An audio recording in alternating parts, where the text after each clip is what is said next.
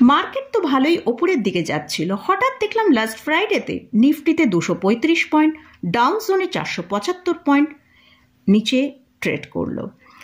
এই যে সেলিংটা এলো, এবং আমরা যদি ডাউন জোনে দেখি, ডাউন জোন তার সর্বোচ্চ হাই থেকে প্রায় 2000 পয়েন্ট নিচে কিন্তু চলে এসেছে। তো এই মার্কেটের মধ্যে এই যে সেলিংটা এসেছে, তো আগামী নিফটি এবং ব্যাংক নিফটি কোথায় সাপোর্ট নিতে পারে সেটা নিয়ে ডিসকাস করব, এবং মানডে মার্কেট আমাদের কিরকম ওপেন হবে সেটা নিয়েও ডিসকাস করব। তাহলে ভিডিওটা শুরু করা যাক। আমি নিরুপমা, শেয়ার শেখো চ্যানেলের পক্ষ থেকে সকল বন্ধুদের শুভ নববর্ষের শুভেচ্ছা জানাই। আর চ্যানেলটা যদি সাবস্ক্রাইব না করে থাকেন তাহলে অবশ্যই চ্যানেলটা সাবস্ক্রাইব করে নেবেন, আর পাশে থাকা বেল আইকনটা প্রেস করে রাখবেন। আমি ভিডিও আপলোড করার সাথে সাথে আপনাদের কাছে ভিডিওটা পৌঁছে যাবে। মার্কেটটা আমরা কিন্তু খুব ভালোই বুলিশ মোডে কিন্তু ছিল। লাস্ট ফ্রাইডেতে আমরা দেখলাম নিফটি প্রায় 235 পয়েন্ট নিচে চলে এলো, এবং ডাউন জোনে আমরা যদি দেখি সেখানে 475 পয়েন্ট নিচে এসেছিল। তাহলে এই ডাউন জোন এতটা নিচে কেন এলো? সেখানে আমরা দেখতে পাচ্ছি যে ইউএস মার্কেটে ওই লাস্ট ফ্রাইডেতে ইনফ্লেশনের রেট কীরকম হবে সেইটা আউট হবার কথা ছিল। তো যখনই সেখানে দেখা গেল ইনফ্লেশন, আমরা একটা মার্কেটে যে নিউজটা সবসময় ঘোরাফেরা করছিল যে জুন মাস থেকে ইউএস মার্কেটে রেট কাট শুরু হতে পারে। তো সেখানে আমরা দেখলাম মার্চের যে রেট এলো সেখানে কিন্তু মার্চে 0.4% রেট হাই ইনফ্লেশনে হয়ে গেল। অর্থাৎ এখানে আমরা যে জুন মাস থেকে রেটটা কাট হওয়ার সম্ভাবনা ছিল সেটা কিন্তু একেবারেই কিন্তু আর কোনো হওয়ার সম্ভাবনা নেই। তো এটা একটা এই ডাউন জোন মার্কেটের ওপর কিন্তু বড় এফেক্ট ফেলেছিল, এবং তার জন্যই কিন্তু আমরা ডাউন জোন মার্কেটকে 475 পয়েন্ট নিচে ক্লোজ দিতে দেখলাম। নেক্সট যে পয়েন্টটা নিয়ে আলোচনা করছি, মার্কেটের মধ্যে কিন্তু বড় নিউজ যেটা চলছে সেটা হচ্ছে ইরান ইসরায়েলকে 48 ঘন্টার মধ্যে অ্যাটাক করবে এই ধমকি দিয়েছে।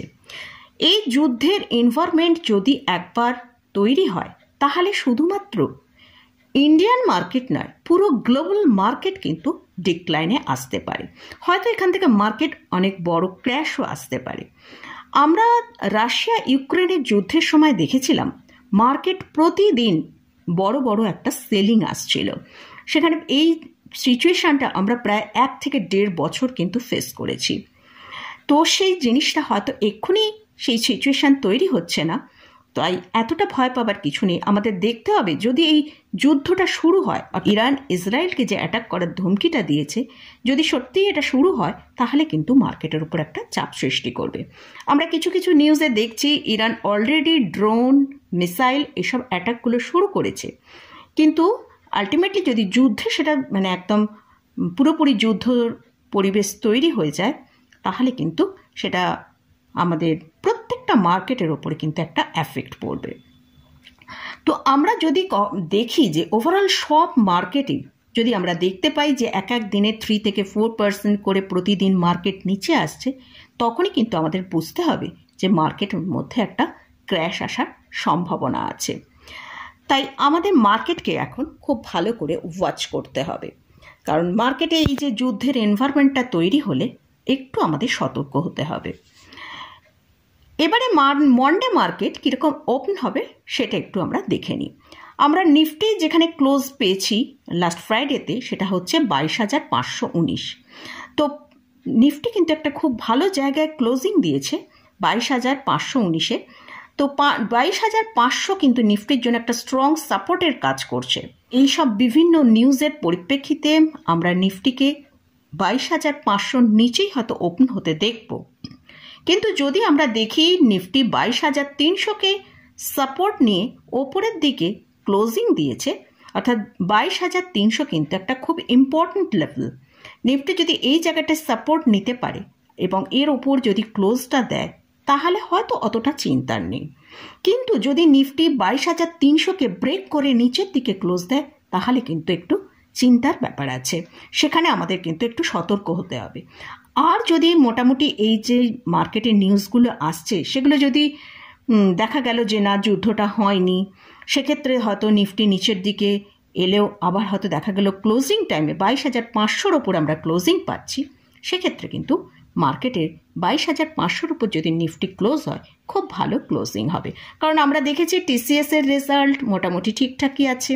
তো এই সব বিভিন্ন যেসব রেজাল্টগুলো মানে খবরগুলো আছে সেটার পরিপ্রেক্ষিতে যদি ক্লোজিং টাইমে আরও কোনো ভালো খবর আসার ফলে দেখা গেল 22,500 ওপর নিফটি ক্লোজ দিল, সেক্ষেত্রে কিন্তু একটা ভালো ক্লোজিং আমরা ধরে নিতে পারি।